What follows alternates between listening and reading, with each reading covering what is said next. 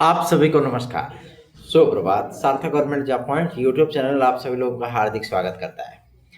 Channel पर नए हैं, चैनल को सब्सक्राइब, वीडियो को लाइक शेयर कर दीजिए, बेल आइकन दबा कर रख लीजिए ताकि आपको नोटिफिकेशन मिल जाए और आप उसे शेयर कर पाएं। खबरों को शुरुआत में फटाफट आप सभी लोग सारी अपडेट देंगे, इसलिए वीडियो में एंड तक जरूर बने रहें और चैनल को सब्सक्राइब न किया हो सब्सक्राइब कर लें। चलिए खबरों की शुरुआत कर लेते हैं। फटाफट आप सभी लोग सारी अपडेट दे देते हैं। पहली अपडेट के पहले जो विद्यार्थी टीजीटी पीजीटी 2022 के स्टूडेंट हैं या जो विद्यार्थी लगातार ये चीज़ें पूछते रहते हैं कि 2016 2021 के संबंध में, मैं उन विद्यार्थियों को बोलना चाहता हूं, आप याचिका में सम्मिलित हैं, आपको उसकी चिंता है, ठीक है ना। लेकिन आपकी चिंताओं से डबल चिंता मेरी है कि उसको जल्दी से जल्दी हम खुद ही फाइनल कराने के मूड में है, ठीक है। तो आप इसके लिए बेफिक्र रहिए भैया, परेशान मत होइए, ठीक है, क्योंकि आपका भाई आपके हितों की रक्षा करने के लिए और आपकी चिंता करने के लिए है मौजूद, ठीक। तो परेशान बिल्कुल मत होइए।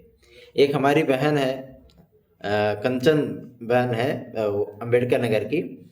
उन्होंने जब से भी मतलब वो चीज़ है, कभी कभार एक आध मैसेज अगर कर दिया तो कर दिया। वास्तविकता में लगता है कि इंसान को कहते नहीं कि मतलब ट्रस्ट कैसा होता है, विश्वास कैसा होता है, तो वो अच्छा लगता है कि अगर कोई भी चीज़ें, कोई ओकेजन, कोई भी त्यौहार आया तो सिर्फ एक मैसेज डालती हैं कि बड़ी बहन का अपने भाई को आशीर्वाद, बस इतना ही और कुछ भी नहीं। और सच में उनकी इस स्नेह और आशीर्वाद के लिए हम सदैव उनके आभारी रहेंगे। चलिए खबरों की शुरुआत में फटाफट आप सभी लोग सारी अपडेट देते हैं और चैनल को सब्सक्राइब ना किया हो सब्सक्राइब कर लें, वीडियो को लाइक शेयर जरूर कर दिया करें। चलिए खबरों की शुरुआत कर लेते हैं, फटाफट आप सभी लोग सारी अपडेट दे दें। मैंने कल की तारीख में आप सभी लोगों से कहा था कि आज देर शाम तक जो है पीसीएस और आरओ पर निर्णय हो जाएगा, और वही चीज़ें हुई हैं, है ना। और चूंकि जब कैबिनेट की मीटिंग हुई थी तब भी हमने आपको जानकारी दे दी थी कि गवर्नमेंट ने साफ तौर पे एसओपी में परिवर्तन करने से साफ साफ इनकार कर दिया है, बोला था ना, ठीक। तो देखो, अगर मीडिया मतलब सोशल मीडिया की चीज़ें आप स्टूडेंट को बताने की कोशिश करोगे तो आज तो लोगों के पास 5G मौजूद है ना। अगर वो खाना खा रहा है तब भी नेट चल रहा है उनका, ठीक। तो ऐसी चीज़ें होती हैं, तो उनको सोशल मीडिया की चीज़ें मत बताइए, जो रियल है वही बताइए, बेहतरीन यही होगा। और कुछ लोगों को अगर ऐसी परिस्थितियों का सामना करना पड़ा कि वीडियो बनाने के बाद उसका नाम ही नहीं लिया दोबारा, तो जाहिर सी बात है कि उनको इस चीज़ के लिए विचार करना पड़ेगा। और दूसरी चीज़ ये है, बहुत से विद्यार्थी पूछ रहे थे कि पीसीएस में जब 120 उस पदों का ये 2024 का विज्ञापन आया था, तो बहुत से लोगों का ये कहना था कि मतलब इसमें क्या आवेदन करना, 120 पद हैं, बहुत बढ़ के जाएगा, 400-500 हो जाएगा। उस समय भी मैंने कहा था कि इसमें पदों की संख्या 1000 के पार जाएगी, तभी लोगों ने मेरा मजाक बनाया था, ठीक है ना। तभी लोगों को ये एक्सेप्ट नहीं कर पा रहे थे कि 1000 के ऊपर पोस्ट जा भी सकती है, लेकिन गई ना। इसमें 1130 पोस्ट हो गई हैं, ठीक है ना, 1130। और 2025 का जो आएगा ना, उसमें तो रिकॉर्ड बनाएगा आयोग। 2025 के पीसीएस के विज्ञापन में तकरीबन आप लोगों को 1600 पद देखने के लिए मिलेंगे, 1600, जिसमें आपके एसडीएम वगैरह के ही लगभग 126-135 पोस्ट होगी। बहुत अच्छी वैकेंसी है 2025 की, लेकिन उससे भी अच्छी वैकेंसी आपकी 2024 की है। जो लोग इसमें गच्चा खा गए वो रह गए, और जो लोग आवेदन कर दिए अच्छी बात है, अब वो फलेंगे फूलेंगे। इसमें विद्यार्थियों की एक मांग है। मांग क्या है कि हमारा जो एग्ज़ाम है वो 1 शिफ्ट में होना चाहिए, नॉर्मलाइजेशन इसमें नहीं होना चाहिए, ठीक है। तो नॉर्मलाइजेशन ठीक है कि अगर आप सम्मिलित राज्य प्रवर अधीनस्थ सेवा परीक्षा में नहीं चाहते हैं तो अवर अधीनस्थ सेवा परीक्षा जो पहले लोक सेवा आयोग ही कराता था उसमें भी नहीं होना चाहिए। लेकिन पीईटी को लेकर के कभी किसी ने विरोध नहीं किया इस चीज़ का, ठीक है। पीईटी में परसेंटाइल, नॉर्मलाइजेशन, दुनिया ढकारा सब कुछ होता है, क्योंकि लोअर सबऑर्डिनेट की भर्ती तो पीईटी के माध्यम से आती है ना, उसमें क्यों विरोध नहीं होता है? क्यों? क्योंकि उसमें विद्यार्थी ज़्यादा इंटरेस्टेड नहीं है। लेकिन उत्तर प्रदेश लोक सेवा आयोग की जो राज्य स्तरीय सिविल सेवा परीक्षाएं हैं उसमें विद्यार्थी इंटरेस्टेड है ना। हर किसी को डिप्टी कलेक्टर बनना है, हर किसी को ARTO डिप्टी SP बनना है, तो जाहिर सी बात है ये चीजें तो होनी ही हैं। लेकिन मैंने आप सभी लोगों से हमेशा ही ये कहा था कि अगर सूचना देनी है तो एग्जैक्टली डेट की दीजिए। जैसे बहुत से लोग बोले थे 1 या 2 दिन में ये नोटिस जारी होगी, मैंने एग्जैक्टली बोला आज शाम तक नोटिस जारी होगी, बोला था ना। तो कभी भी अगर इस अपॉर्चुनिटी को लेकर के आप आगे बढ़ना चाहते हैं तो जाहिर सी बात है कि हमने अपनी क्षमता का और अपने कहते नहीं कि मतलब सोर्सों का, ठीक है, सोर्स का मतलब है स्रोतों का, हमने जो जानकारी आपको दी वो एकदम एग्जैक्टली बैठती है, उसमें कोई दो राय नहीं। लेकिन ठीक है, अगर किसी को नहीं वो करना है तो मत करो यार, क्या दिक्कत है आपको, है ना। अभी विद्यार्थियों का ये मानना है कि शायद हो सकता है कि लोक सेवा आयोग अपना नॉर्मलाइजेशन वाला जो शिफ्टिंग है उसको जो है वो क्लियर कर दे। लेकिन यहाँ पे अधिकारियों की एक मजबूरी है। देखिए, हम आपको एकदम स्पष्ट बताना चाहते हैं, ना हम बीजेपी का पक्ष लेंगे ना हम किसी का पक्ष लेंगे, हम आपको एकदम क्लियर कट चीजें बताएंगे कि आखिर वास्तविकता में चल क्या रहा है। सरकार की समस्या है क्योंकि उनको 100 करोड़ से ऊपर का फटका लगा है। जब RO और PCS RO और आपके यूपी कांस्टेबल का पेपर निरस्त हुआ था तो एक में 79 करोड़ और एक में 47 करोड़ का फटका इनको तुरंत लग गया। अब क्या वो पैसा लोक सेवा आयोग देगा क्या? भैया, लोक सेवा आयोग को जो आवेदन से पैसा मिले वो तो निपट गया सब। तो अब ये परीक्षा कराने के लिए गवर्नमेंट को अपने पास से पैसा देना पड़ेगा, ठीक। इसीलिए जब प्रमुख सचिव ने SOP बनाई तो ऐसी चीजें उसमें डाली गई। और लायबिलिटी किसकी तय की गई? अधिकारियों की, परीक्षा एजेंसियों की, उनकी लायबिलिटी होगी इसमें। अगर वो लायबल नहीं रहेंगे, विद्यार्थी भाई अपने लक्ष्य के प्रति तो लायबल होते नहीं हैं, तो अधिकारियों को ही बना दिया जाए, ठीक है। तो इसलिए जो है उन्होंने ऐसी SOP बनाई कि भैया परीक्षा आप कराइए तो पूरे रिस्पॉन्सिबिलिटी के साथ, कोई इस चीज की जिम्मेदारी लेने के लिए तैयार ही नहीं है कि अगर पेपर में कहीं भी ऊंच नीच होता है, छीछा लेदर होती है, तो उसका जिम्मेदार कौन? उसका जिम्मेदार सीधे तौर पर सरकार, गवर्नमेंट पे उंगलियां उठती हैं। तो गवर्नमेंट ने कहा जैसे हमको सिस्टम सही लगेगा वैसे हम पेपर कराएंगे, और वही चीजें हो रही हैं, ठीक। यही समस्या है और SOP में बदलाव ना होने का कारण भी यही है, ठीक है ना। हमने आपको कैबिनेट की मीटिंग के बाद ही एग्जैक्टली बता दिया था कि इन्होंने इनकार कर दिया SOP में बदलाव करने से, जिसकी वजह से आपकी RO परीक्षा भी 4 शिफ्ट में 3 शिफ्ट में कराई जा रही है और PCS की परीक्षा भी आप सभी लोगों की उसी तरीके से आगे बढ़ रही है जिस तरीके से लोक सेवा आयोग ने चर्चा की थी।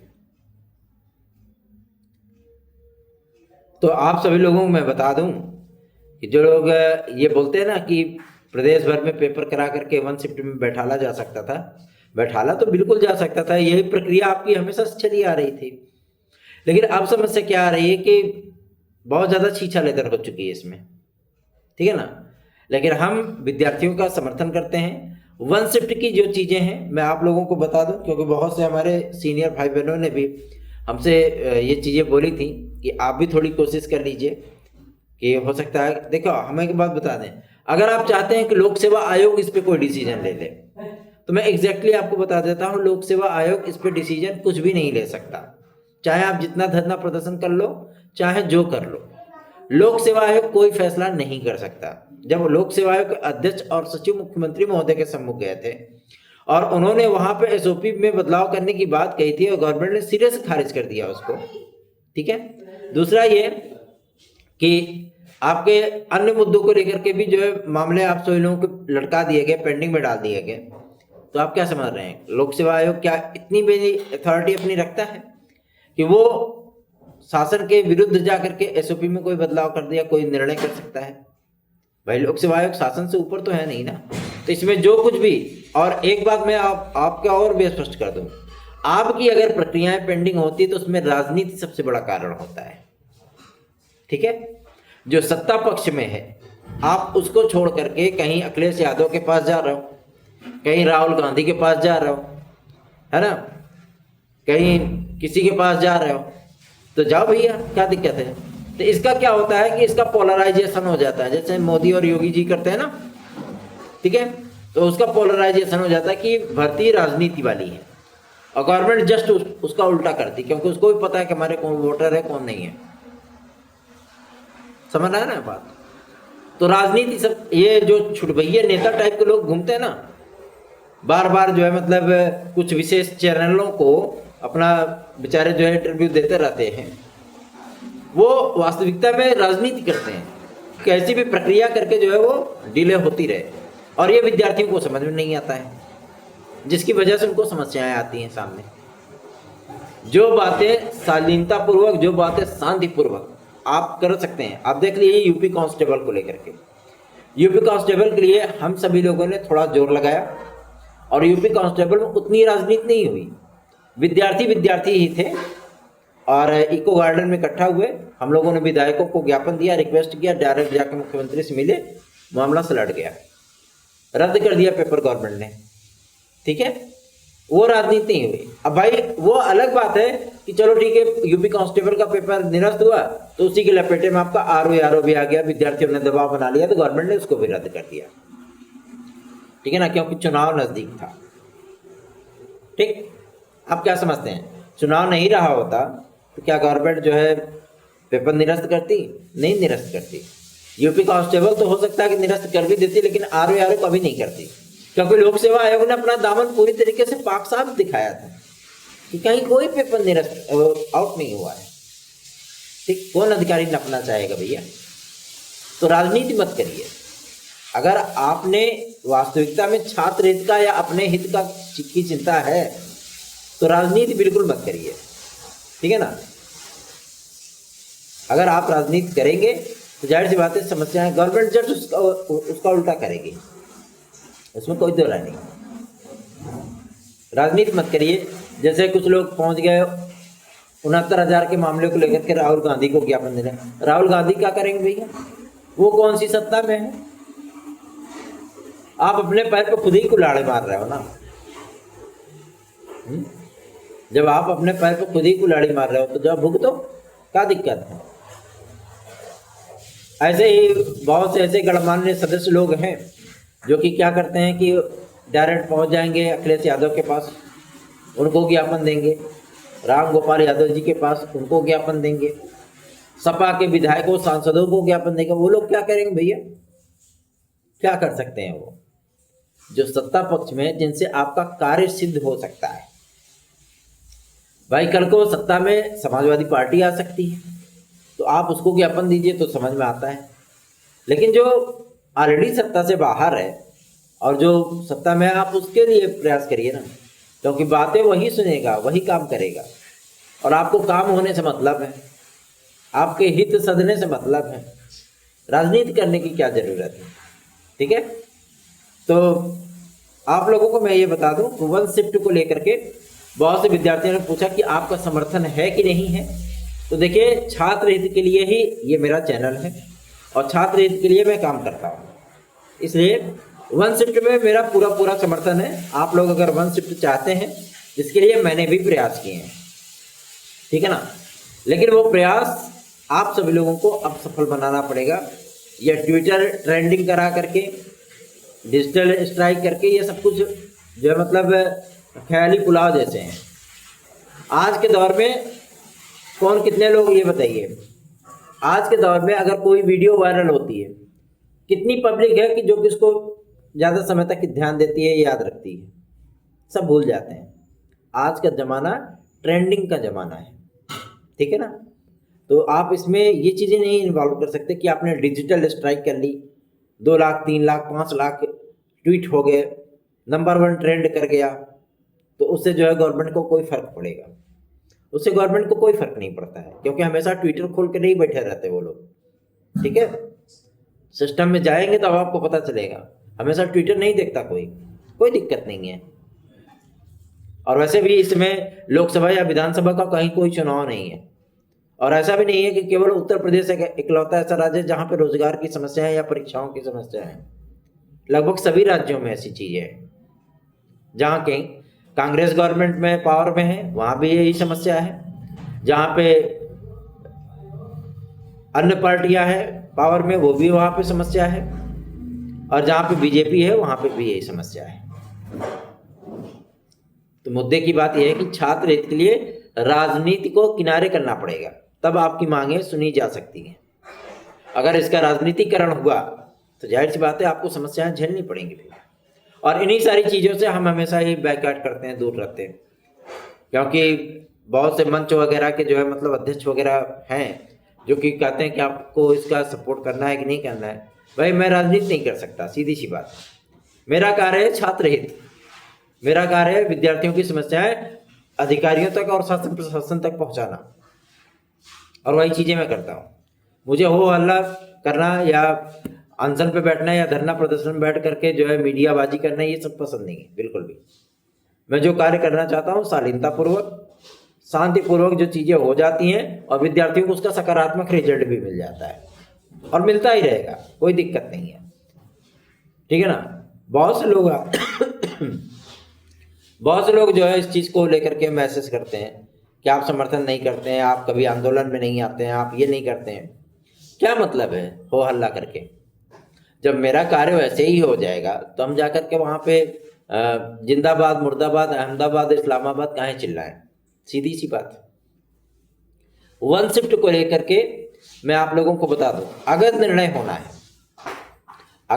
होना है तो 10 तारीख के अंदर निर्णय हो जाएगा। वैसे गवर्नमेंट पूरा मूड बना चुकी है कि हमको इसको उसी शिफ्ट में कराना है, वन शिफ्ट पे वो राजी नहीं है, ठीक है ना। क्योंकि जब वन शिफ्ट को लेकर के जब बातचीत होती है तो डायरेक्टली ये चीजें बोल दी जाए अधिकारी अपनी जिम्मेदारी लें। अब भैया कौन जो है फट्टे में टांग देगा? मान लो कहीं दाएं बाएं हो गया अगर कुछ, है ना, तो फिर दिक्कत हो जाएगी, समस्या हो जाएगी ना। इसीलिए तो आप लोगों को मैं बता दूं, आज से हम सभी लोग स्वयं भी प्रयास करेंगे कि आप लोगों का ये पेपर वन शिफ्ट में हो, ठीक। और आप लोगों से समर्थन की आवश्यकता भी है, तो वो चीज़ें की जा रही हैं। आप सभी लोग भी सहयोगात्मक रवैया अपनाइए। जैसे एज रिलैक्सेशन के लिए विद्यार्थी परेशान है, तो एज रिलैक्सेशन का इतना बड़ा मुद्दा बनता है, लेकिन जो विद्यार्थी एज रिलैक्सेशन चाहते हैं वही सपोर्टिंग नेचर पे नहीं आते हैं। आवश्यकता उनको है, फॉर्म उनको भरना है, एग्जाम उनको देना है, ओवर एज वो हुए हैं। जरूरत हमारी है, परेशानी हमारी, यही समस्या है, ठीक है ना। तो आप सभी लोगों को मैं बताना चाहता हूँ, परेशान मत होइए। जो विद्यार्थी 11 तारीख को जो है आंदोलन करने चल रहे हैं, उन विद्यार्थियों को भी पूर्ण समर्थन है। पूरी तरीके से आप सभी लोग जुटिए और अपनी मांगों को जायज़ तरीके से, लोकतांत्रिक तरीके से, वैधानिक तरीके से आप रख सकते हैं, क्योंकि आप एक लोकतांत्रिक देश में निवास करते हैं, कोई समस्या नहीं है। चलिए आगे बढ़ते हैं। अब बात करते हैं आपके टीजीटी पीजीटी 2022 के लिए। टीजीटी पीजीटी 2022 आप सभी लोगों को बहुत ज़्यादा समस्याएं हो रही हैं कि आखिर ये परीक्षा होगी कि नहीं। अब चलो ठीक है कि 7 और 8 ले लिया पीसीएस ने और 23-24 ले लिया आरओ ने, ठीक है। अब समस्या इस बात को लेकर के आ रही कि क्या टीजीटी आपकी 2022 की हो पाएगी कि नहीं हो पाएगी। तो मैं आप सभी लोगों को बता दूं कि उत्तर प्रदेश लोक सेवा आयोग को कुछ सेंटर शिक्षा सेवा चयन आयोग वाले दिए जाएंगे, ठीक, वो पेपर होगा, ठीक है ना। उसके बाद लोक सेवा शिक्षा सेवा चयन आयोग को भी डेट अनाउंस करनी है और अपना कुछ से क्योंकि ये सब्जेक्ट वाइज ये पेपर होता है, ठीक है। इसमें तो नॉर्मलाइजेशन वाली प्रक्रिया नहीं होगी ना, सब्जेक्ट वाइज होता है, अलग सब्जेक्ट की अलग चीज़ें होती हैं, ठीक। अगर जीके जीएस एलटी वगैरह की तरह आता तो हो सकता है कि उसमें भी नॉर्मलाइजेशन की प्रक्रिया होती, ठीक। लेकिन अब यहाँ पे ऐसी चीज़ें नहीं हैं। 2022 की प्रक्रिया आपकी पुरानी प्रक्रिया है, पुराने नियमावली पे है, पुराने नियम कानूनों पे है, इसलिए पेपर जो है करा पाना थोड़ा सा सहज होगा। तो आप लोगों को मैं बता दूं कि इस पे भी निर्णय आप सभी लोगों का 10 तारीख के अंदर होने चल रहा है। शिक्षा सेवा चयन आयोग आपका ये मैटर क्लियर कर देगा। ठीक, परेशान मत होइए इसके लिए, निश्चिंत रहे, बेफिक्र रहे।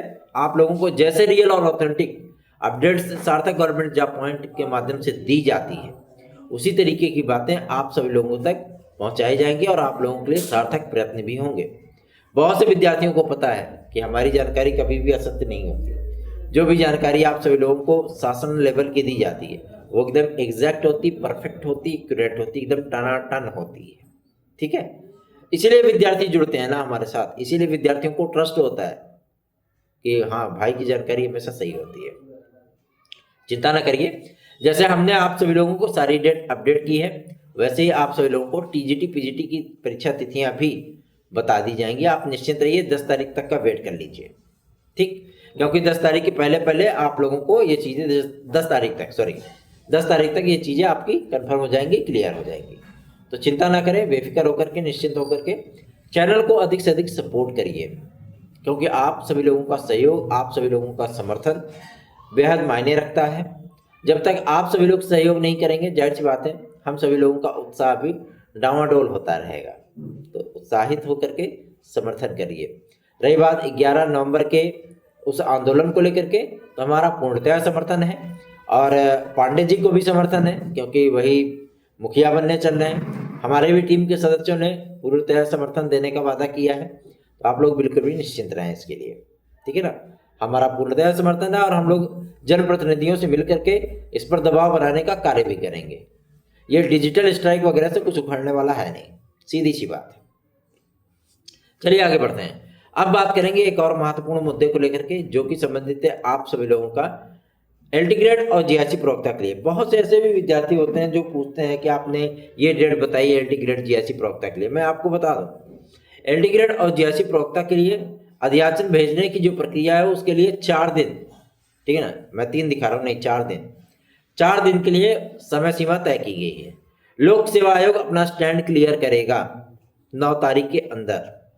ठीक है ना, 9 तारीख के अंदर आप अपना स्टैंड क्लियर कर देगा कि हाँ हम ये पेपर कराना चाहते हैं। 1 शिफ्ट में किया, मतलब काफी टाइम ऐसे लगता रहेगा। ठीक है ना, अगर वो 2 चरणों की परीक्षा की बात करते हैं तो जाहिर सी बात है ये परीक्षा आपकी 101% शिक्षा सेवा चयन आयोग को आने वाली है। ठीक, और इसी पे क्लियरेंस हो जाएगा तभी अध्याचन भेजे जाएंगे। और जैसे ही अध्याचन आएगा, पूरी सूचना है कि आप सभी लोगों को नवंबर में विज्ञापन देखने के लिए मिल जाएगा। परेशान होने की आवश्यकता नहीं है इसमें।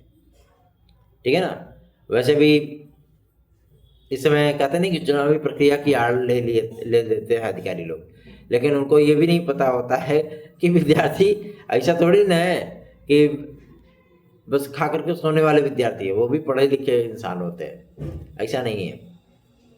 चिंता ना करिए, जैसे इतना वेट किया वैसे 10 तारीख तक का और वेट कर लीजिए। ठीक है ना, हमारी एलटी भी क्लियर हो जाएगी, खंड शिक्षा अधिकारी भी क्लियर हो जाएगा और साथ ही साथ टीजीटी पीजीटी भी क्लियर हो जाएगा। ठीक है, तो परेशान होने की आवश्यकता नहीं है। रही बात हमारे प्राथमिक शिक्षक भर्ती के लिए कि वास्तविकता में प्राथमिक शिक्षक भर्ती का विज्ञापन क्या कभी आएगा भी कि नहीं आएगा, तो मैं आप सभी लोगों को बता दूं, प्राथमिक शिक्षक भर्ती के लिए उत्तर प्रदेश शिक्षा सेवा चयन आयोग ने बेसिक शिक्षा विभाग को जो पत्र भेजा था कि भैया अच्छी बात है, पदों की जानकारी हमें दीजिए ताकि हम अपने एनुअल कैलेंडर जो 2025 का हम जारी करने वाले हैं दिसंबर के द्वितीय या तृतीय सप्ताह में, उसमें हम इसको सम्मिलित कर सकें। बेसिक शिक्षा विभाग ने सिरे से उस चीज को खारिज कर दिया, भैया हमारे पास कोई पद नहीं है, हमें भर्ती की आवश्यकता नहीं है। ठीक है ना, तो जाहिर सी बात है कि आपको शिक्षा सेवा चयन आयोग में ये चीजें देखने के लिए नहीं मिलने वाली, मतलब प्राथमिक शिक्षक भर्ती का विज्ञापन देखने के लिए नहीं मिलने वाला। दूसरा ये कि जो आपका ये जूनियर वाला जो मुद्दा था, ठीक है ना, उसकी नियमावली को गवर्नमेंट ने मंजूरी दे दी। ये खबर दब गई, न तो मीडिया में आई और ना ही किसी ने बताया। ठीक है ना, पहले कोई नियमावली नहीं होती थी प्रमोशन आदि के लिए, लेकिन अब यह नियमावली बन चुकी है और इसको गवर्नमेंट ने, कैबिनेट ने अप्रूवल भी दे दिया है।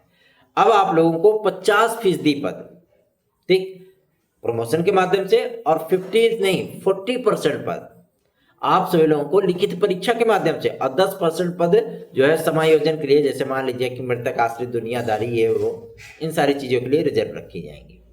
ठीक है ना, लिखित परीक्षा के माध्यम से आप लोगों को जो है ये भर्तियां देखने के लिए मिलने वाली है। मतलब स्पष्ट है कि अब आगामी समय में आप लोगों को जूनियर शिक्षक भर्ती, जिसके लिए बहुत से लोग जो मतलब नेतागिरी कर रहे थे लेकिन वो सफल नहीं हुए, तो जूनियर शिक्षक भर्ती का विज्ञापन आप लोगों को शिक्षा सेवा चयन आयोग के माध्यम से देखने के लिए मिलेगा। दूसरा, ये संस्कृत माध्यमिक विद्यालयों में जो चयन प्रक्रिया होती थी वो एडहाक पे होती थी। अभी मुख्यमंत्री महोदय ने ये चीजें बोली भी थी एडहाक पे, ठीक है ना, लेकिन पहले उसकी कोई नियमावली नहीं होती थी, ठीक है ना, मेरिट बना करके बस वो कर दिया गया। इस पर माध्यमिक शिक्षा मंत्री महोदय ने आपत्ति की थी और इसकी नियमावली भी बना ली गई है। अब यह परीक्षाएं आप सभी लोगों को शिक्षा सेवा चयन आयोग के माध्यम से ही देखने के लिए मिलने वाली है। मतलब यह है कि आचार्य, प्राचार्य, उत्तरा, मध्यमा, दुनियादारी, जो पता नहीं कौन कौन सी चीजें होती हैं, हमको खुद ही नहीं पता है ना। तो ये जो भर्तियां होती हैं आप लोगों की, वो भर्तियां आप सभी लोगों की शिक्षा सेवा चयन आयोग के माध्यम से होंगी, ठीक। तो परेशान मत होइए बिल्कुल भी। आगामी समय, आगामी वर्ष आप सभी लोगों के लिए बेहद महत्वपूर्ण होने चल रहा है। अभी टीजीटी पीजीटी को लेकर के मैं आप लोगों को बता दूं कि क्लियर कट बातें 10 तारीख के बाद ही की जा सकती हैं। अभी मैं पूरी तरीके से आश्वस्त हूं कि हमारी परीक्षा दिसंबर में प्रस्तावित हो सकती है, चाहे वो 1 या 2 या 5 विषय का हो पाए, लेकिन दिसंबर में आप लोगों के शुभारंभ जो है टीजीटी का हो जाना है, ठीक है ना। जो सूचना प्राप्त हो रही है कि दिसंबर महीने में बड़े बड़े विषयों का, जो कहते नहीं है बड़े बड़े विषयों का तो लटकाना है, बाकी आपकी जो ये छोटे छोटे विषय हैं वो निपटा दिए जाएंगे, ये सूचना मिल रही है। देखते हैं क्या चीज़ें होती हैं। 10 तारीख तक का वेट कर लीजिए। हम लोग भी अधिकारियों से मिल ही रहे लगातार, और वैसे भी इसमें कोर्ट का मैटर भी चल रहा है। हमारे टीजीटी पीजीटी 2016-2021 के विद्यार्थियों के लिए बहुत से विद्यार्थी जो है अभी तक कुंभकर्णी नींद में सो रहे थे। कोई दिक्कत नहीं है, आप लोगों को बाहर कर दिया जाएगा, कोई दिक्कत नहीं है उसमें, ठीक है। बहुत से लोगों से मैं रिक्वेस्ट करते करते परेशान हो गया, अब कोई दिक्कत नहीं है, अब उन विद्यार्थियों को सम्मिलित किया भी नहीं जाएगा, सीधी सी बात है। जाओ, फाइनल हो गया आप लोगों का मैटर। 9721411385 इस व्हाट्सएप नंबर पर आप हमसे संपर्क कर सकते हैं। आप हमसे हमारे नोट्स प्राप्त कर सकते हैं। टीजीटी पीजीटी 2016-2021 के विद्यार्थियों को मैं बताना चाहता हूं कि आप सभी लोगों की विजयश्री सुनिश्चित है। आप लोगों को शिक्षा निदेशालय के माध्यम से नियुक्तियां अवश्य प्राप्त होंगी। परेशान मत करिएगा, ज़्यादा हड़बड़ाइए तो दोनों हाथ मत खाइए, सीधी सी बात है। दोनों हाथ से खाएंगे अन्न की भी बर्बादी, साथ ही साथ जलने के चांसेस और भी रहते हैं, ठीक है ना। तो इसलिए थोड़ा सा रिलैक्सेसिव मोड में आइए, हमको हमारा कार्य करने दीजिए। बार बार वो मैसेजेस करेंगे, बार बार चीज़ें पूछेंगे, कब नियुक्ति मिल रही, कब रिटर्न सबमिशन हो रहा है, कब आदेश आ रहा है, कब हमें होम डिस्ट्रिक्ट मिल रहा है, ये चीज़ें मैं आप लोगों को बता दूं। बार बार इन चीज़ों को अगर आप पूछेंगे तो हम भी इरिटेट होते हैं, ठीक है ना। और हमारा इरिटेट होने का मतलब जानते हैं आप, फिर प्रक्रिया जो है डिस्टर्ब होती है। तो हमें इरिटेट मत करिए, हमें हमारा कार्य करने दीजिए। आप सभी लोग निश्चिंत रहें, बेफिक्र रहें। जैसे आप अपने भाई पे भरोसा कर सकते हैं, वैसे आप इस भाई पे भी भरोसा कर सकते हैं, कोई दिक्कत नहीं है। धन्यवाद। आप सभी का दिन शुभ हो।